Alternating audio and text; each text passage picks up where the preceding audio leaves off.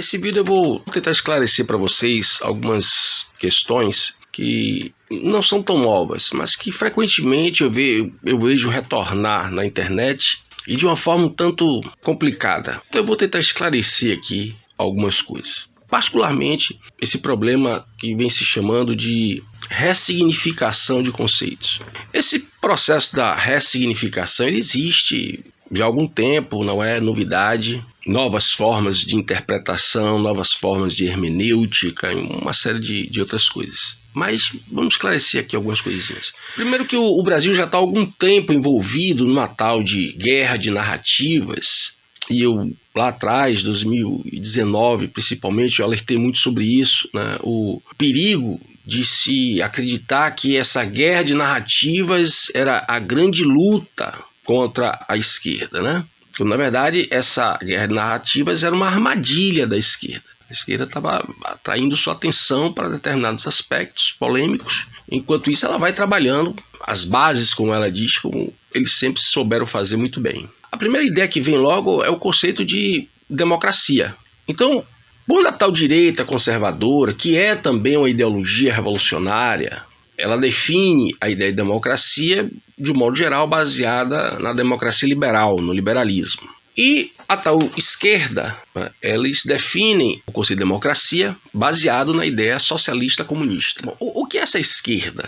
Essa esquerda é um conjunto, né, de ideologias revolucionárias, anarquismos, socialismos, marxismos, comunismos e todos os desdobramentos e as novas adaptações dessas teorias originais. E o que é a tal direita? A direita, particularmente aqui no Brasil, ela vai se formando a partir daquilo que ela não é, né? Ou seja, aquelas pessoas que eram contra a ideologia de gênero, liberação de drogas, aborto, aquela coisa toda, eles vão buscar um lugar ao sol, né? Encontram esse lugar ao sol quando começou a se formular aqui no Brasil, alguns anos atrás, essa ideia de uma direita conservadora. Existem grandes diferenças entre essa democracia liberal e essa democracia socialista? Teoricamente, sim, né? Porque a democracia liberal ela vai estar baseada na propriedade privada, o que o Marx chamou de democracia burguesa, né? Ideologia burguesa, na liberdade individual. Mas quando a gente faz uma retrospectiva histórica, a gente percebe que o conceito de democracia socialista ele aparece quase ao mesmo tempo do conceito de democracia liberal. E por que ele aparece mais ou menos no mesmo tempo? Porque foi exatamente o liberalismo que criou condições para o surgimento do socialismo, do marxismo, do comunismo, etc. Como assim? Vamos então analisar o conceito de liberdade de expressão e particularmente liberdade de imprensa defendido pelo próprio Karl Marx, que vocês vão entender melhor por que o liberalismo dá origem ao socialismo, ao comunismo, etc. Existe um livro de Marx chamado Liberdade de Imprensa, onde ele defende de forma radical a liberdade de imprensa, por conseguinte a liberdade de expressão. Poxa, mas Marx defendendo a liberdade de imprensa e a liberdade de expressão? Sim.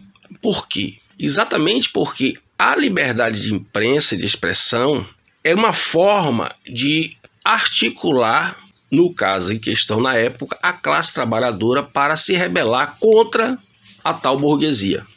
Então por isso Marx brigava com tanto afinco pela liberdade de expressão e de imprensa, porque era através do jornal, das panfletagens, dos jornais, que poderia ser feita essa arregimentação numa dimensão, num espaço geográfico o maior possível. E alcançando todos os níveis socioeconômicos da sociedade. A gente vai compreender melhor isso quando a gente vai observar o conceito de liberdade de expressão e de imprensa em Lênin, um herdeiro de Marx. Quando tanto Marx quanto Lênin, eles vão exatamente fazer o quê? Eles vão respeitar, lutar pela liberdade de imprensa enquanto eles estão formulando, elaborando o processo revolucionário. Depois que o processo revolucionário chega ao seu ápice, com a implantação propriamente dita da revolução, então não há mais necessidade de liberdade de expressão, liberdade de imprensa nenhuma. E aí, como o próprio Lenin diz, né? Bom, nós vamos ter as agências de informação, né? As agências de imprensa, mas nessas agências só vão trabalhar pessoas da confiança do partido.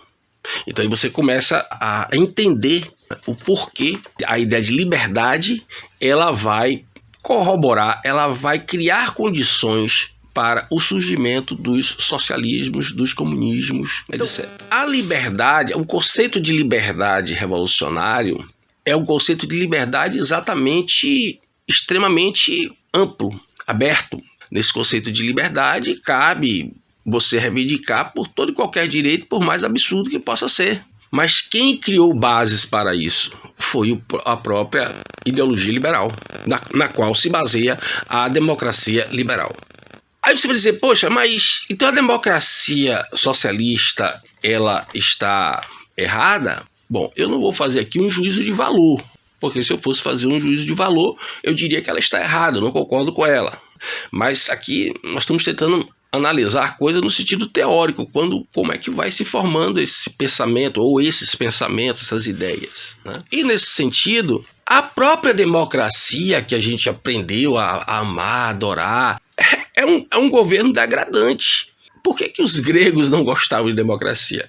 Por que Aristóteles e Platão não gostavam de democracia? Porque a democracia era uma forma de governo extremamente degradada. É uma forma vil de governo. Então, veja bem, a democracia, ela precisa exatamente daquilo que propõem os socialistas aqui no Brasil, os liberais nos Estados Unidos. Ela precisa exatamente disso. Ela precisa da tal diversidade. Por quê? Porque é a tal diversidade que vai levar você a um falso sentimento de representatividade. E com isso, você vai trabalhar, vai lutar, vai investir até dinheiro, vai fazer campanha para que o seu candidato que você acha que lhe representa, seja da direita ou da esquerda, para que aquela pessoa chegue lá no poder, entende? Mas as pessoas esquecem que existe uma coisinha muito interessante, né? A formação do tal sistema, a formação do establishment. Quando você chega nessas relações de poder, você já não representa mais ninguém. Isso não é uma questão de opinião nem de teoria, é uma questão prática, né? Basta você ver os regimentos internos dos partidos. Quando a pessoa é eleita, que ela toma posse, ela passa a obedecer ao partido e não aquilo que ela prometeu em campanha. Aquilo que se chama, às vezes, aqui no Brasil, de estelionato eleitoral, é uma tragédia anunciada. Porque você pode votar num sujeito que é contra o aborto, mas de repente o partido dele decide que vai se omitir naquela votação daquele projeto de lei no Congresso. Se omitir já é uma forma de dizer amém de alguma forma, percebe? Ah, mas ele não votou a favor do aborto, mas ele só omitiu de votar contra. Ele lhe prometeu na campanha que ia ser contra, então ele teria que votar contra. Mas na hora da votação ele só omitiu porque ele obedeceu ordem de quê? Da decisão do partido. Então você percebe aqui de forma bem sucinta por que essa ideia de representatividade na democracia ela é falsa? Bom, com isso eu não estou querendo dizer que eu sou a favor de um regime totalitário, que eu sou a favor, porque tem que, sabe, as pessoas hoje só raciocinam no sentido tico e teco, então às vezes eu tenho que fazer nota de rodapé para poder deixar claro. Eu estou falando de uma forma de governo que as pessoas aprenderam a admirar, e eu estou mostrando que ela não é tão admirável assim como você pensa. Ah, é o que temos para hoje. Ah, tá bom então. Entende? Outra coisa é querer me mostrar virtudes numa forma de governo que não possui virtude alguma. Ao contrário, ela existe exatamente para que todas as pessoas possam opinar da forma mais absurda que seja, não é só uma questão moral, e a partir daí criar condições para essa tal representatividade. É por isso que hoje você vê as pessoas dizendo assim: ah, fulano me representa, ah, fulano não me representa. Isso aí é uma coisa que tem que estar na cabeça das pessoas. Elas precisam acreditar nisso. Elas precisam acreditar na representatividade para que elas possam manter a engrenagem do sistema em andamento. Porque o importante de tudo isso, além de você acreditar na representatividade, é você acordar todo dia de manhã para trabalhar e pagar imposto. Isso é que é importante. Então, quando você acredita na representatividade, quando você acorda de manhã cedo para trabalhar e pagar imposto, aí o sistema está bem. Aí tudo funciona muito bem. Então, será que dá para você perceber que não há uma distância muito grande, como se pensa, não há uma ideia de oposição, como se pensa, como se ensina por aí, como se fala por aí, entre a tal da democracia liberal e a democracia socialista? Na verdade, elas são filhas, digamos assim, são filhas do mesmo pai e da mesma mãe. São irmãs. Apenas uma, digamos, gosta da área de exatas, a outra gosta da área de humanas. Algo assim, só para você ter ideia. Uma gosta de ir para a praia, a outra gosta de ir para o shopping. Mas são irmãs e são muito parecidas. Elas possuem a mesma genética original. Qual é essa genética original? A ideia de revolução. Na verdade, os socialistas aqui no Brasil e os liberais nos Estados Unidos, eles levam às últimas consequências as ideias de liberdade propostas pelo liberalismo. Entendeu agora? Qualquer dúvida, deixe aí nos comentários. Até o próximo vídeo. Centro de Estudos Professor Oswaldo Bastos. Projeto Educação, Ensino e Cultura.